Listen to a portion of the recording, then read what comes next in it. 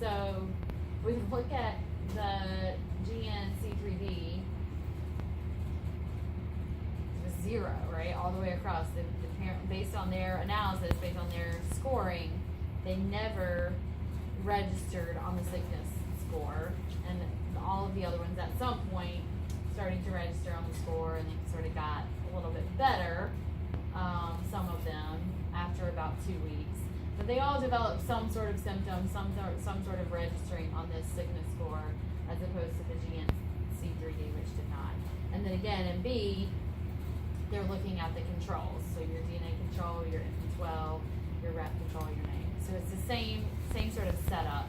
So what are the differences between the two figures, and which figure do you find most convincing in terms of the effectiveness of this vaccine?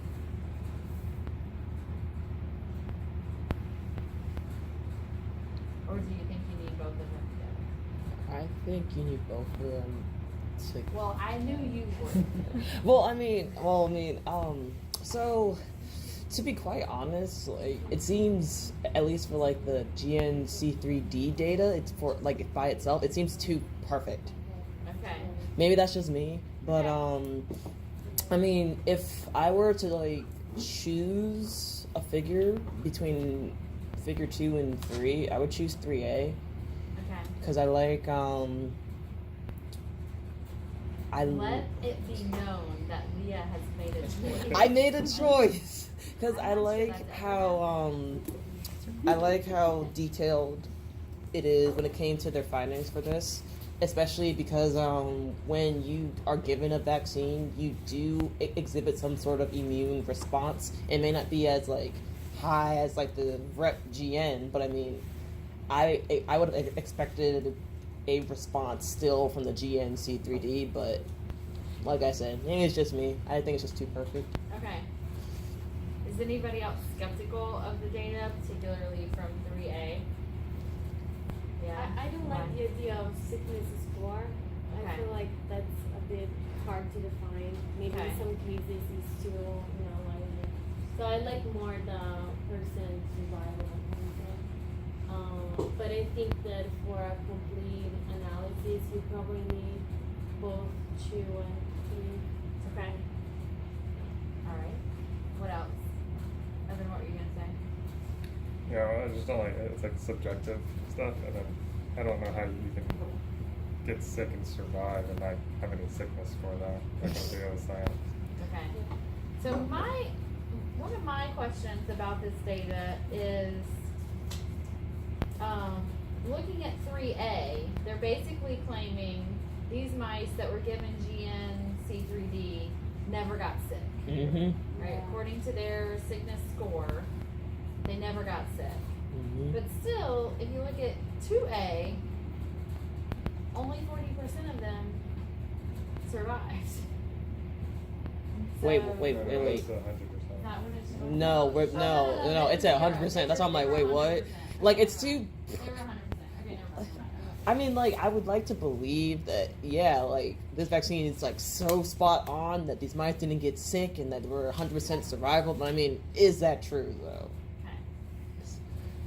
I think with 3A, like Evan and Sonia said, it's more subjective because the GNC3D, it could have had like some type of symptom, but not enough to classify it as like Their sickness. That's why it's subjective. Okay.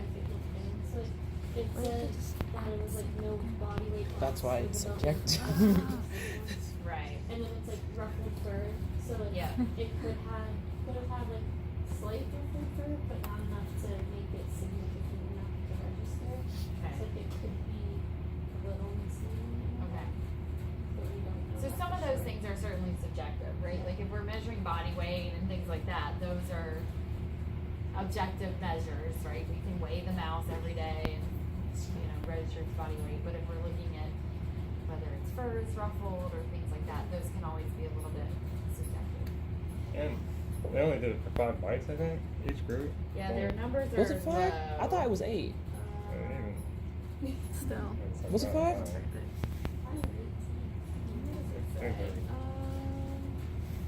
think Someone fact check this. Well, I saw the N=5 for the live attenuated virus injection group. I don't know if they did it for all of them. Let's see if it says in the methods. It should say the methods how many mice that they use.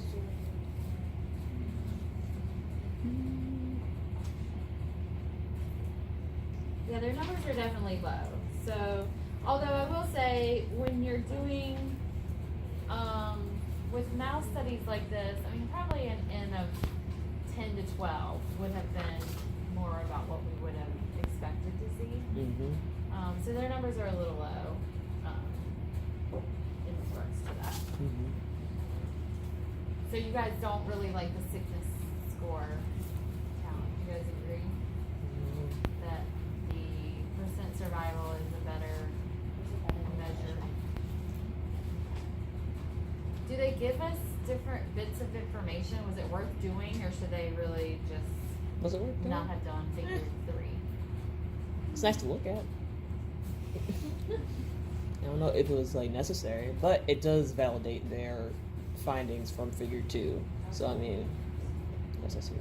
So I'm a bit confused. If you look at figure 3, like 3A, at one point it's 6, like the red one.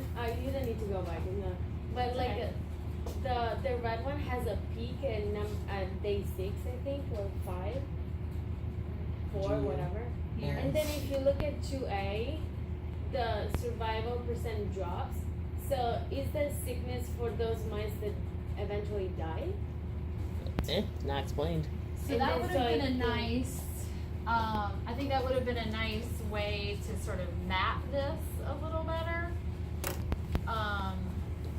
Because we really don't know, right? We assume that the mice that got sick are the ones that eventually died.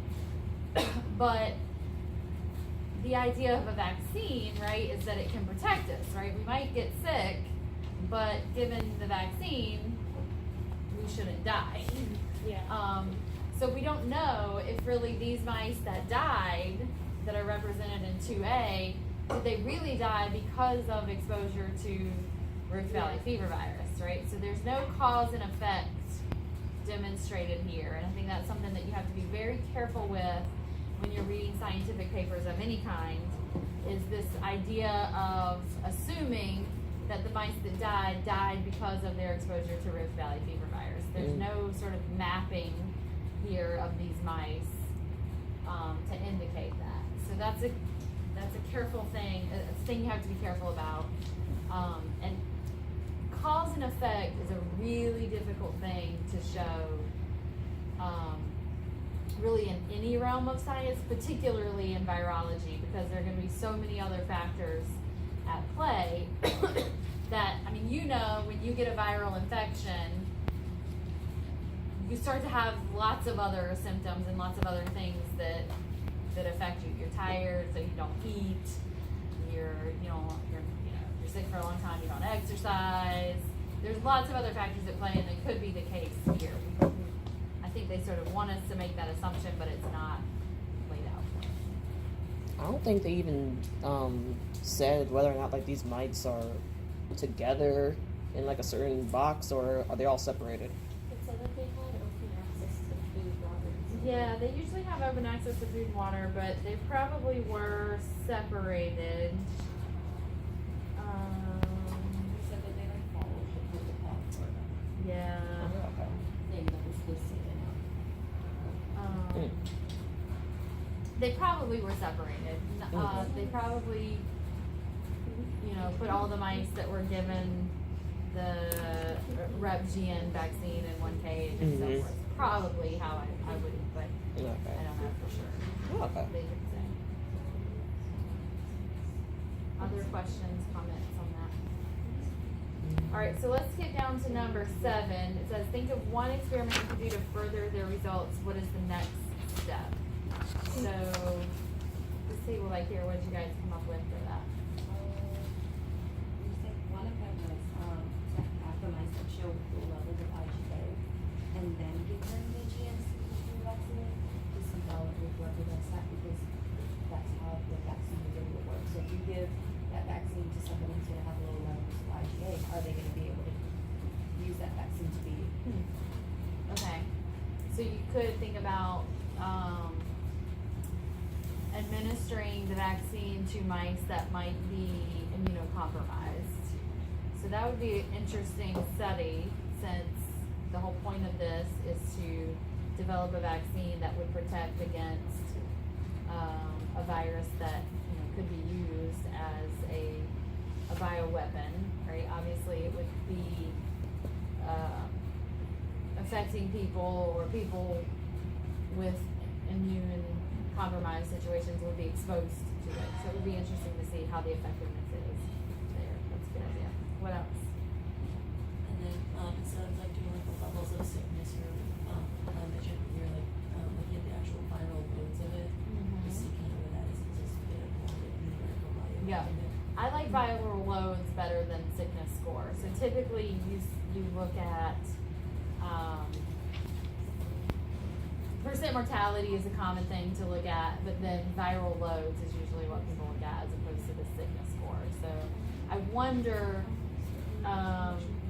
if they did that and maybe it wasn't as nice of data as Probably. of data, so that's not what they published. Manipulation. It is a little bit manipulation, yeah. All right, any other questions, comments on the paper? Would this shot be given to like infants or like the extreme elderly? Would it be like viable for them? I mean, I think they're so far from that. I don't know. I can't answer that. I mean, this was a very, an obviously pretty early on study done in mice just to look at the effectiveness of the vaccine. So, I mean, they would probably weigh in risk of exposure. So how likely are you to be exposed to a virus like this? But it does bring up an interesting question about bioterrorism and sort of using viruses as bioweapons. Yeah, when they were sent through the mail. Because I mean, it certainly could happen, right? It's not far-fetched to think that something like that could happen. In fact, when I was in North Carolina, I was starting to think that like somebody was using pollen as a weapon of mass That would destruction. be hilarious. You would take Anthrax out a is lot of not people. funny, You really but start pollen spraying would be really pollen. funny. Would that count as bioterrorism? You just cover your letter just full of pollen. So, I mean, it's interesting to think about how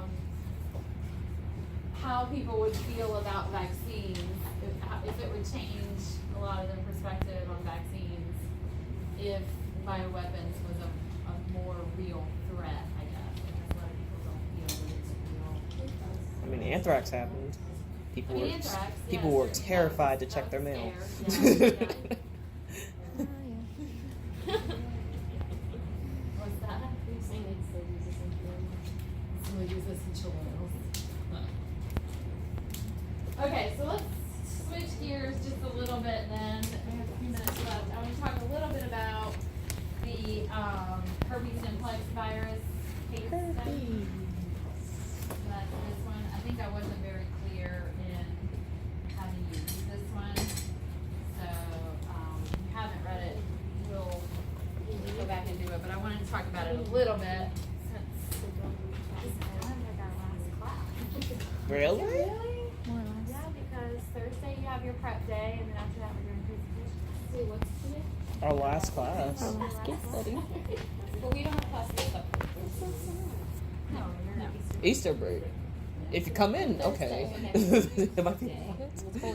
Tuesday Holy is Thursday. your prep day. I'm not gonna be here on Holy Thursday. Never mind. Thursday is presentations, and then the following week are presentations.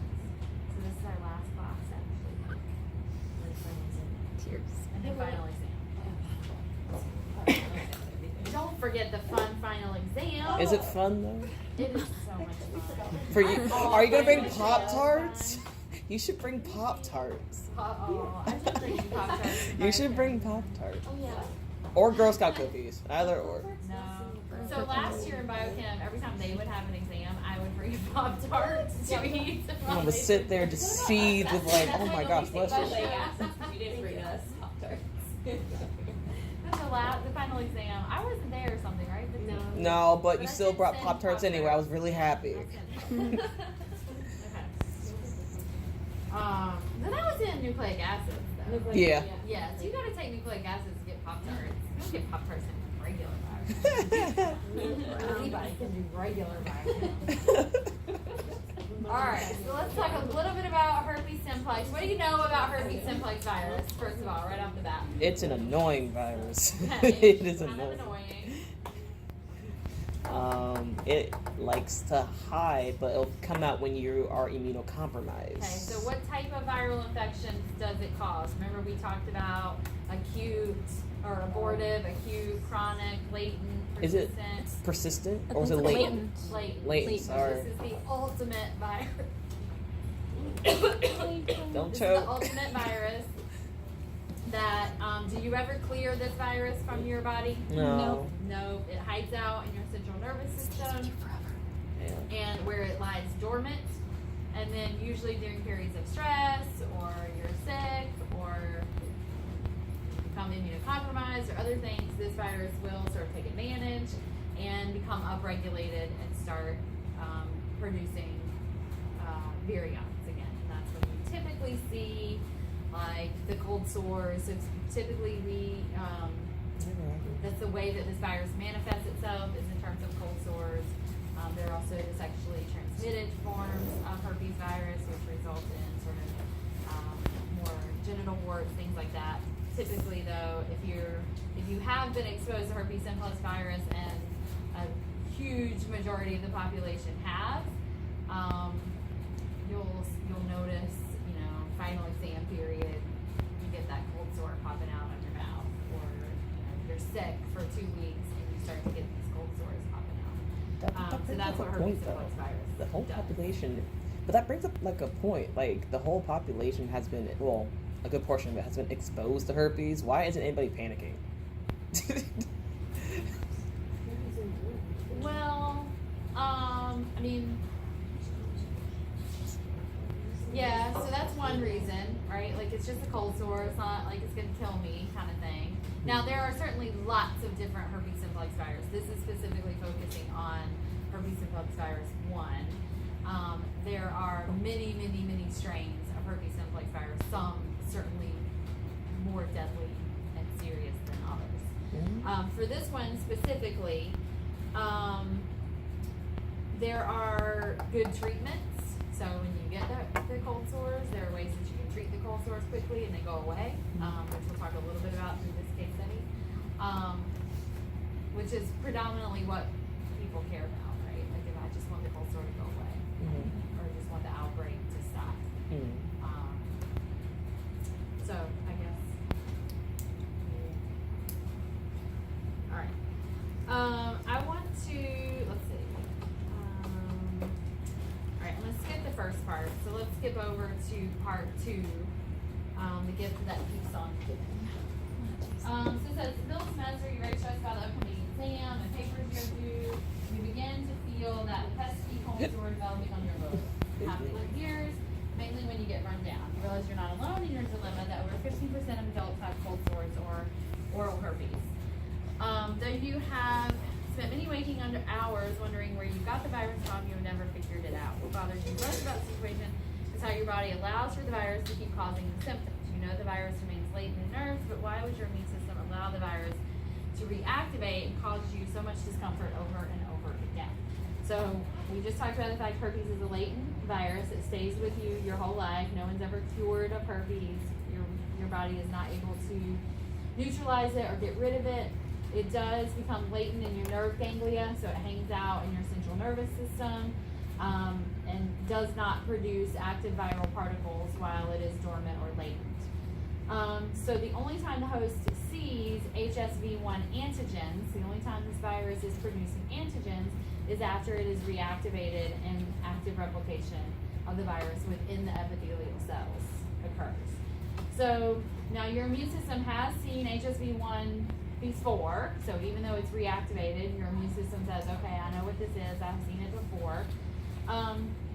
So it really only has this kind of a small window to replicate, produce active viruses before your immune system is going to recognize it and kick in. So you do have immune memory for HSV. Even once it is reactivated, your immune system remembers it and can sort of easily attack it, and therefore it just sort of like runs away like a coward back into the central nervous system and hides out again.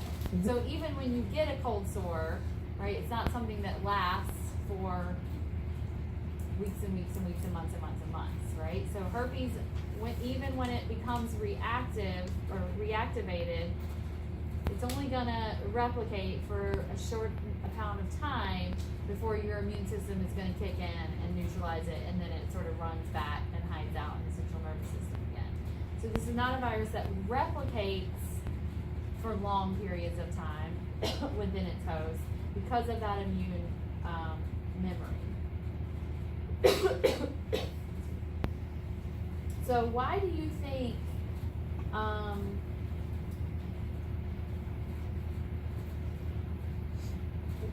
think reactivation occurs during times of stress or illness?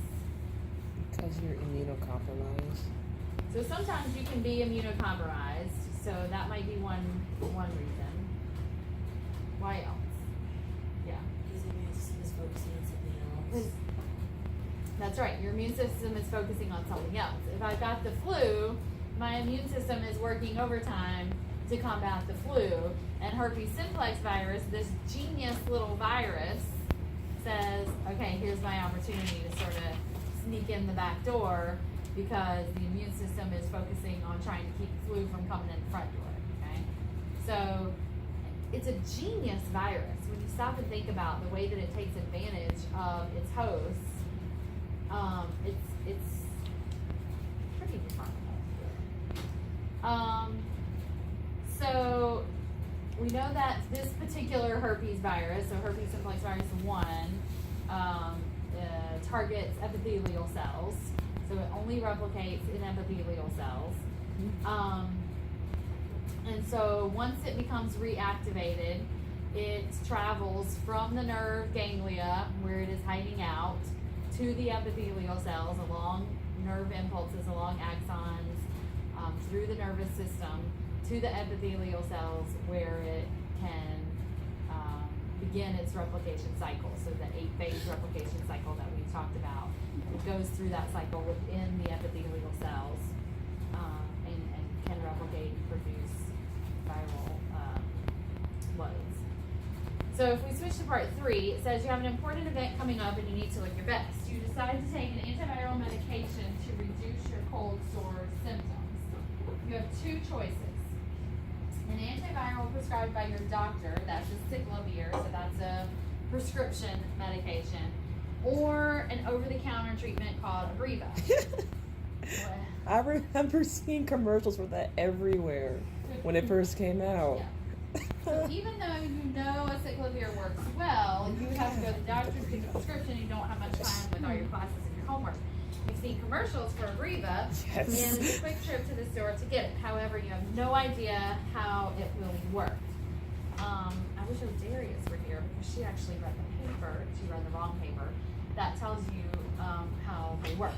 So normally I would have you read this paper, but we just sort of ran out of time on this. So The commercials were fun. says, how do these drugs work to reduce the length of time of HSV1 infection and or symptoms? Which medication would you choose and why? So let's talk a little bit about how these drugs work. So why don't you guys take 5 minutes in your groups, do quick Google searches, and see what you can come up with for how these drugs target know Abreva. HSV. I actually Or maybe know you've already- Abreva because, you know, on YouTube they show you like these random ads. Like back in like 2015 or 2014, it was just all Abreva, and like it looks like chapstick. Like you put it on the cold store, and whatever properties are in the actual like Abreva medication goes into the cold store, and then it shrinks it to the point where it just disappears, quote unquote. But yeah, all that in a 2-minute commercial. Like literally. I need a more Detailed answer.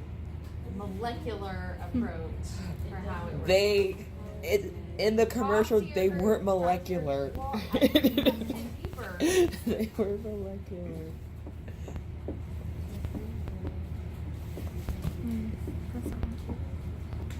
So we're talking a little bit about this paper right now. So What are you you looking for? inform your group what you know about it. What you just how does it actually work on the The question is, how does acyclovir and Abreva work Yeah. to prevent viral replication? And then ultimately you're going to be asked to decide which medication. You know, Yeah, search it up. So I'm not fucking like we look for this. How does it even work? yeah. You read this one? Yeah.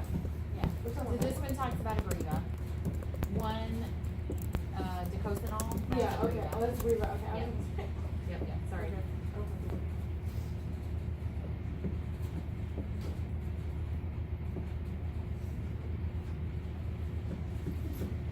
Alright, so somebody tell me when you get it, when you figure out That was how too they work. fast. Yeah. We only have like a few minutes left, so. I found that Abreva penetrates deep into the skin and blocks the virus from entering healthy skin cells. Okay, Mhm. so Abreva blocks entry, Mm-hmm. okay? What do you say? So, Yeah, I would interferes with, the paper says it interferes with early intracellular events surrounding viral entry into the target cells. So Abreva blocks entry. What about acyclovir? Ready to find out? DNA polymerase. It blocks DNA polymerase. Okay, so Abreva, that's the over-the-counter one. Mm-hmm. And Leah, you're right, it's sort of like a chapstick Yeah. that you put on the cold sore. Mhm. So that one blocks entry. Acyclovir, that's the prescription one. That is typically a pill, I believe, Yeah. that blocks DNA polymerase. Mm-hmm. So think about advantages, disadvantages to both of these drugs. And if you're this person in this situation where you got an event coming up, which one do you think you would take and why? I mean, the advantage is for Abreva. It's over the counter. I don't have to go to a doctor to get a prescription. It's cheap. The disadvantage is if you don't catch it in time, like it still has to heal. Like it's like it still takes time for it to heal, to close up and like shrink back down. So it's not. I guess.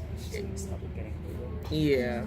So I mean, so bless you. So it could speed up the healing process of sores and decrease the symptoms, which is like the tingling, the pain, burning, and itching from cold sores. It blocks the virus by entering healthy skin cells. But I mean, if you don't catch it in time, it's not gonna do anything. And I mean, for the other one, the dox, what's it called? The other one. Oh, you mean? So that's with an A. Oh, Acos- acyclovir. Acyclovir. Is it more effective? Yeah. Mm, But it's You gotta go to the doctor. and it's through your insurance, which it's it'll probably cost more because is it covered? Because technically, isn't herpes because cold sores isn't it more cosmetic than like actual like health? yeah, So would insurance cover I'm that? pretty sure. probably not. I Eh, don't think it would. something to think about. Something to think about. Alright, so what do you guys think? Which one are you gonna choose? Um,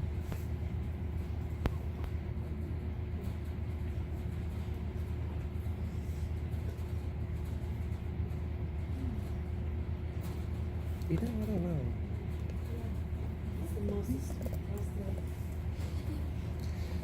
I guess Abreva, if from like the image of a college student, if I really don't have the time to go to my doctor to actually get like the certified prescription, Okay. I'll just do the over the counter. Choose Abreva. Yeah. What, you guys all kind of came to a consensus?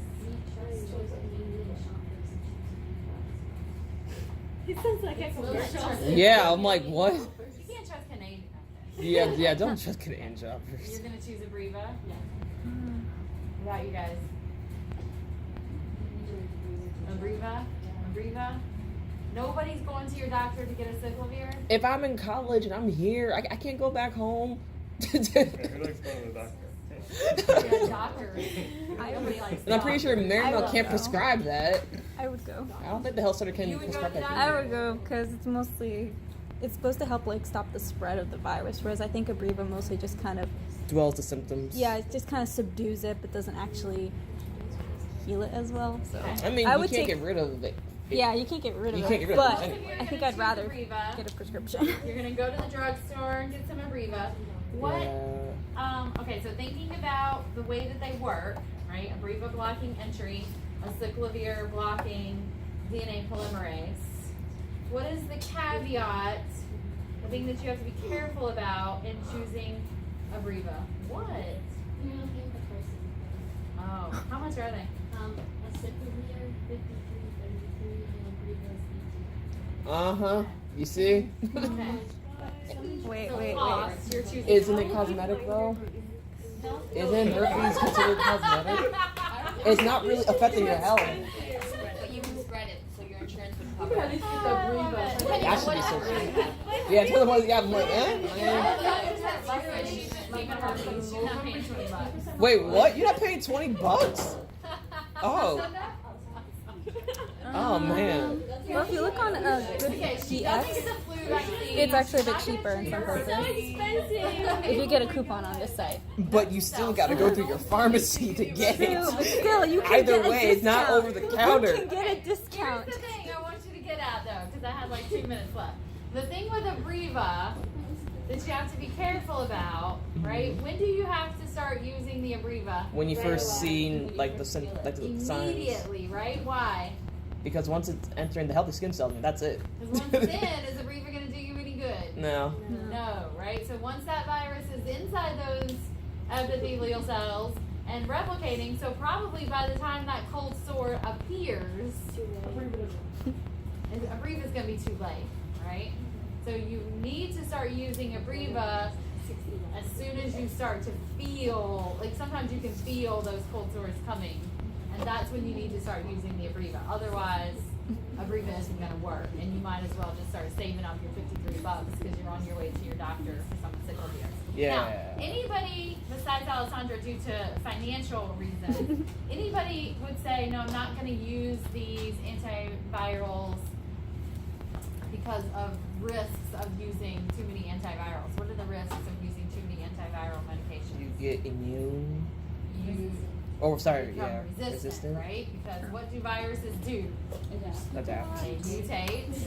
So if we're constantly using Abreva every month when we have a biochem and a physics exam at the same time, and we're constantly using Abreva, what do you think is going to happen? I mean, isn't it the same with like the really expensive one? Get out! Are you freaking serious? Get out! Wow. Get out! You're coming at the last minute of class. Get out! Wow. Get out! I don't typically throw out freaking in front of my class, but like really. Get out! Get out, Nate. Leave. Okay, so that's something you also have to be thinking about, right? If you're constantly using these antivirals, so you run the risk of developing a strain that may be resistant to them. Yeah. So maybe Alessandra's got it right after all, and just save your money. Don't kiss anybody at your event. And Or somebody you hate test.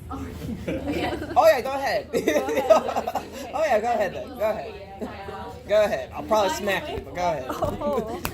I don't know. Go right ahead. So I will